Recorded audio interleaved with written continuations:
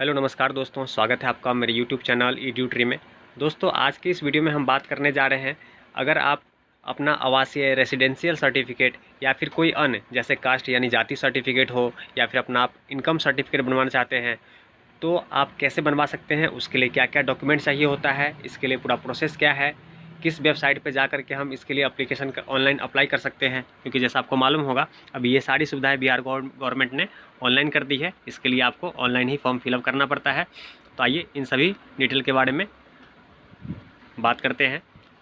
अगर आपको अपना रेसिडेंशियल सर्टिफिकेट या फिर इनकम या फिर कास्ट सर्टिफिकेट या अन्य कोई और सर्टिफिकेट बनाना है तो आपको सबसे पहले RTPS के वेबसाइट पे आना पड़ेगा। इसके लिए आपको गूगल सर्च में सिर्फ लिखना पड़ेगा RTPS। ये करते ही आप सर्च करेंगे तो आपको सर्विस ऑनलाइन बिहार गवर्नमेंट.in का वेबसाइट ओपन होगा। उस पर क्लिक करते ही आपका पेज कुछ इस तरह से खुलेगा।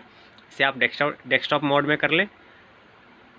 यहाँ आप फॉर्म फिलअप करने के दो ऑप्शन मिलते हैं। एक तो आप लॉगिन कर सकते हैं या फिर फॉर्म के लिए अप्लाई कर सकते हैं। जैसे यहाँ देख सकते हैं, इंश्योरेंस ऑफ रेसिडेंशियल सर्टिफिकेट, जो कि आपका जनरल एडमिनिस्ट्रेशन डिपार्टमेंट के अंदर शो कर रहा है। यहाँ पे जाकर के आप चाहे ब्लॉक लेवल से बनवाना चाहते हैं, सब डिवीजन लेवल से बनवाना चाहते हैं या फिर डिस्ट्रिक्ट लेवल से, आप ये यहाँ से चूज करके अपने सर्टिफिकेट के लिए अप्लाई कर सकते हैं।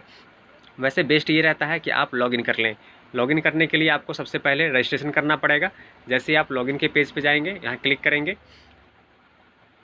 प्रोसीड टू लॉगिन करेंगे, आपको जो डिटेल आएगा, अगर आपका अपना रजिस्ट्रेशन करवा रखा है तो आपको लॉगिन आईडी पासवर्ड आपको मिला होगा, वो आपको मालूम होगा, उसे डाल करके आप लॉगिन कर सकते हैं। अगर आपने अभी तक रजिस्ट्रेशन नहीं किया है, उसके लिए आपको रजिस्ट्रेशन का ऑप्शन मिलेगा। यहाँ आप देख सकते हैं, यहाँ देख सकते हैं आप login with CSC connect forget password, या फिर नीचे दे रखा है I don't have any account registered here. इस पर क्लिक करते ही एक सिंपल सा फॉर्म खुलता है, जिसको फिलअप करने के बाद आपका रजिस्ट्रेशन हो जाता है और आसानी से आप अपने लॉगिन आईडी और पासवर्ड को प्राप्त कर सकते हैं। उसमें सिर्फ आपको नाम, password, mail ID, mobile number, ये सब डिटेल आपको देना होता है और आपका रजिस्ट्रेशन कंप्लीट हो जाता है। जैसे यहाँ देख सकते हैं, रजिस्ट्रेशन के लिए आपको सिर्फ आपका नाम, email address, mobile number, password, state और साथ में कैप्चा करके आप सबमिट करेंगे तो आपका लॉगिन हो जाएगा। मैं इस पर पहले रजिस्ट्रेशन करवा चुका हूं। तो चलिए फॉर्म में आगे बढ़ते हैं और लॉगिन करते हैं। तो चलिए मैं लॉगिन करता हूं।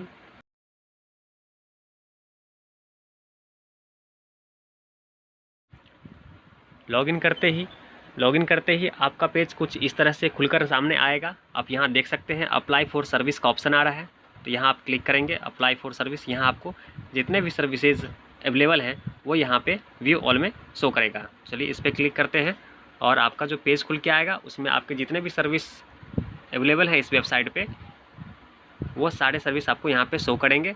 और हमें बनाना है रेसिडेंशियल सर्टिफिकेट यानी आवासीय सर्टिफिकेट। तो चलिए सिंपल इस पर टाइप करते हैं RES। ये सर्च करते ही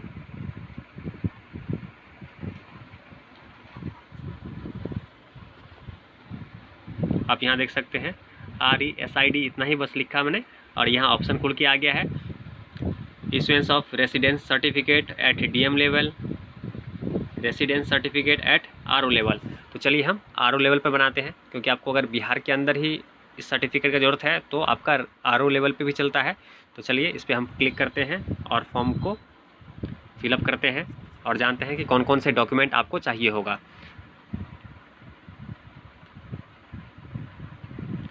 चलिए पेज ओपन हो चुका है, देख लेते हैं क्या क्या डिटेल इसके अंदर फिलअप करना है हमें।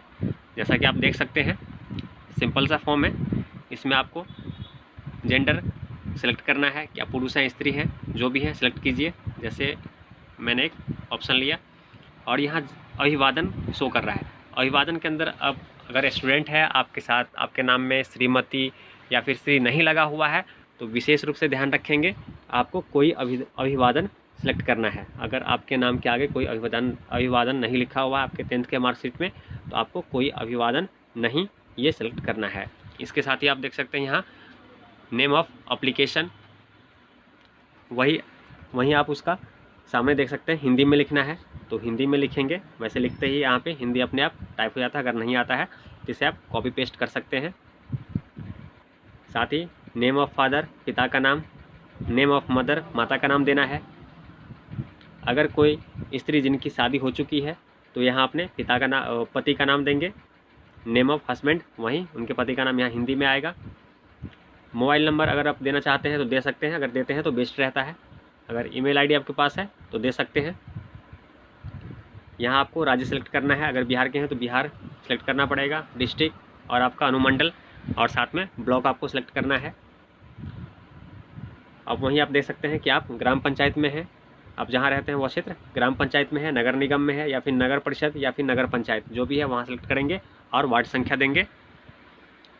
साथ ही आप अपने विलेज ग्राम मोहल्ला का नाम ही आपको देना है, डाकघर पोस्ट ऑफिस का नाम आपको यहाँ पे टाइप करना है। साथ ही थाना पुलिस स्टेशन पिन कोड जो होगा आपका वह देना है। और यहाँ जो फ़ोटो देना है, फ़ोटो के नीचे साइन होना चाहिए और साइन साफ साफ दिखना चाहिए। इस प्रकार से आपका फ़ोटो हो और वह 200 KB से नीचे का हो, उससे ऊपर का ना हो। यहाँ आधार संख्या देना है।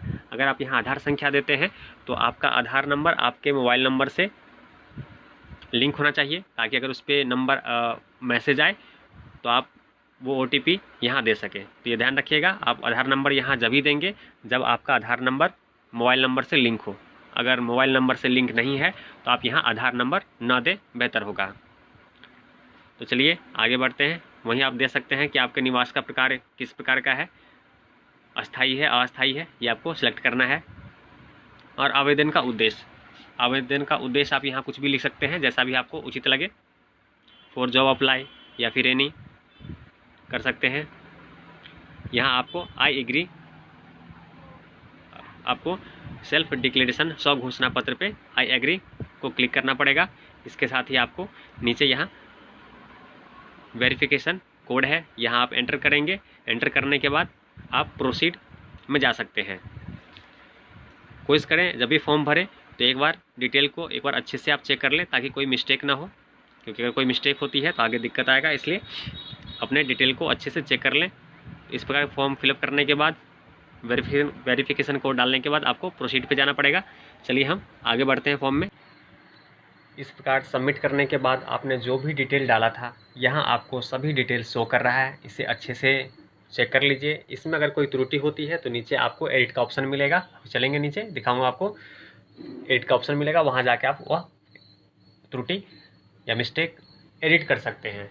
इसलिए यहाँ जो भी आपने डिटेल भरा है उसे अच्छे से चेक कर लीजिए, नाम के स्पेलिंग वगैरह सभी अच्छे से चेक कर लीजिए ताकि कोई मिस्टेक ना हो। तो चलिए चलते हैं नीचे और देखते हैं कि नीचे क्या क्या ऑप्शन हमें देखने को मिलता है। आप यहाँ देख सकते हैं, एक तो एडिट का ऑप्शन आ रहा है। अगर कोई मिस्टेक है तो आप एडिट कर सकते हैं। अगर आपका फॉर्म बिल्कुल सही फिलअप है तो अब डॉक्यूमेंट अटैच करने का आपको यहाँ ऑप्शन मिल रहा है, अटैच एनेक्सर। यहाँ आपको डॉक्यूमेंट अपना अटैच करना है। यहाँ आपको बता दूँ कि कौन कौन से डॉक्यूमेंट चाहिए। तो चलिए पहले इस पे चलते हैं, फिर आपको वहीं इसी पेज पे सभी डिटेल देता हूँ कि कौन कौन से डॉक्यूमेंट कौन कौन से व्यक्ति लगा सकते हैं। तो चलिए अगले पेज पे चलते हैं, क्लिक करते हैं अटैच एनेक्सर पर। इस प्रकार देखिए, जब हम अटैच एनेक्सर पे आते हैं तो यहाँ जो डॉक्यूमेंट आपसे मांगा जाता है वह पूरा लिस्ट आपको यहाँ शो करेगा। जैसे निर्वाचन पहचान पत्र, मतदाता पहचान पत्र, Aadhaar card, driving licence, PAN card, passport, service पहचान पत्र, पासबुक, स्मार्ट कार्ड, स्वास्थ्य बीमा कार्ड। पर यहाँ ध्यान रखने वाली बात है, आप जो भी डॉक्यूमेंट देंगे, जो भी डॉक्यूमेंट आप लगाएं तो इसमें आप ध्यान रखिएगा ऐसा डॉक्यूमेंट लगाएं जिस पे आपका एड्रेस शो कर रहा हो, यानी वो आपको बिहार में आपके निवास स्थान को प्रमाणित करता हो। जिस डॉक्यूमेंट पे आपका एड्रेस दिया गया हो ऐसा ही डॉक्यूमेंट आप इसमें ऐड करें। साथ ही यहाँ सवाल उठता है, जो महिलाएं जिन महिलाओं की शादी हो चुकी है अब वे अपने ससुराल में रह रही हैं, वो कौन सा डॉक्यूमेंट लगाएं। अगर आपने अपने आधार कार्ड पे एड्रेस चेंज कर लिया है, मायके से ससुराल का एड्रेस आपके आधार कार्ड पे चेंज होकर आ चुका है, तो आप अपने आधार कार्ड को ही लगाएं। या फिर ऐसा कोई डॉक्यूमेंट लगाएं जिस पे आपके पति का नाम आपके साथ हो और एड्रेस आपके ससुराल का हो, तो आपके ससुराल के एड्रेस से आपका आवासीय बनेगा। अगर आप मायके के एड्रेस से देते हैं तो फिर आपको फॉर्म फिलअप में भी आपके मायके का एड्रेस ही डलेगा। लेकिन बेहतर ये होगा, अगर आप शादीशुदा हैं तो अपने आधार कार्ड में एड्रेस चेंज करा के अपने ससुराल का एड्रेस डलवाएं, तब जाके आप आवासीय बनाएं, वह बेहतर है। किसी भी जॉब में अप्लाई करेंगे तो आपको आगे कोई प्रॉब्लम फेस नहीं करना पड़ेगा। इसके लिए अगर आपने एड्रेस नहीं चेंज कराया है तो एड्रेस अवश्य चेंज करा लें। और जो भी जिनका खुद का रेसिडेंशियल एड्रेस आपके डॉक्यूमेंट पे है, तो ऐसा डॉक्यूमेंट आप लगाएं। इसके बाद आप सेव एनेक्सर पे क्लिक करेंगे। जब आप सेव एनेक्सर पे क्लिक करेंगे, आप देख सकते हैं यहाँ पे आपको जैसे आधार कार्ड आपने लिया है तो यहाँ आप यहाँ से चूज़ फाइल करेंगे। अपने फाइल में जा कर के जो भी फाइल आपने जैसे आधार कार्ड सेलेक्ट किया है तो आधार कार्ड को आप सेलेक्ट करेंगे। यहाँ ध्यान रखिएगा, आधार कार्ड पे आगे का और पीछे का, यानी कि आपका जो फ्रंट पेज होता है और बैक का जो पेज होता है, दोनों एक ही फाइल के अंदर हो। वैसा ही फाइल आप इसमें अपलोड कीजिएगा ताकि दोनों फाइल एक साथ शो करें। ऐसा नहीं सिर्फ आप फ्रंट का ही आपने अपलोड कर दिया। अगर सिर्फ फ्रंट का अपलोड कीजिएगा तो भी आपका ये फॉर्म रिजेक्ट हो जाएगा। इसलिए ध्यान रखिएगा, फ्रंट का और बैक का दोनों को मर्ज करके एक फ़ाइल बनाइएगा, PDF फाइल, और उसे ही अपलोड कीजिएगा। तब जाके आपका फॉर्म फिलअप माना जाएगा। जब आप ये कर लेंगे, चलिए मैं आपको करके भी दिखाता हूँ। मैं कोई भी डॉक्यूमेंट सेलेक्ट करके आगे बढ़ते हैं इसमें। जब आप फाइल अपलोड कर लेंगे तो सेव एनेक्सर पे क्लिक करना है। चलिए इस पर क्लिक करते हैं। अब आपका नेक्स्ट पेज ओपन होगा। वहाँ फिर आपको यह लास्ट प्रोसेस है। इसके बाद आपका सबमिट करने का ऑप्शन आएगा। जब सबमिट कर लेंगे तो आपको, चलिए नेक्स्ट पेज ओपन हो रहा है, पहले यहाँ देख लेते हैं। फिर आई की जो भी डिटेल है आपको मैं देता हूँ। यहाँ देख सकते हैं इस प्रकार से आपका पूरा डिटेल यहाँ आधार कार्ड आपने अपलोड कर दिया, यहाँ शो कर रहा है। इसके बाद ये फाइनल है, यहाँ पे जाके आप सबमिट करेंगे। सबमिट करने के बाद आपका फॉर्म सबमिट हो जाएगा और आपको एक ड्राफ्ट रेफरेंस नंबर मिलेगा, एक रेफरेंस नंबर मिलेगा। उसे आप स्क्रीनशॉट ले लें या फिर प्रिंट का ऑप्शन आता है तो उसको प्रिंट करके अपने PDF में सेव कर लें। और 5 या 6 दिन बाद उसे आप दोबारा जा कर के इसी RTPS की वेबसाइट पर जा कर के डाउनलोड सर्टिफिकेट के माध्यम से चेक कर सकते हैं। और उसका स्टेटस भी आप चेक कर सकते हैं कि फॉर्म आपका जो एप्लीकेशन है वह सबमिट हो गया तो बनाया नहीं बना, यह आपको स्टेटस पता चल जाएगा। अगर बन गया होगा तो वहाँ से आप डाउनलोड भी कर सकते हैं। तो चलिए ऐसे ही महत्वपूर्ण जानकारी के साथ मिलते हैं अगले वीडियो में, जिसमें हम कास्ट सर्टिफिकेट को बनाने का क्या क्या डॉक्यूमेंट लगता है, किस प्रकार से अप्लाई होता है, उसे बात करेंगे। तो चैनल को सब्सक्राइब कीजिए, लाइक कीजिए, शेयर कीजिए। मिलते हैं अगले वीडियो में।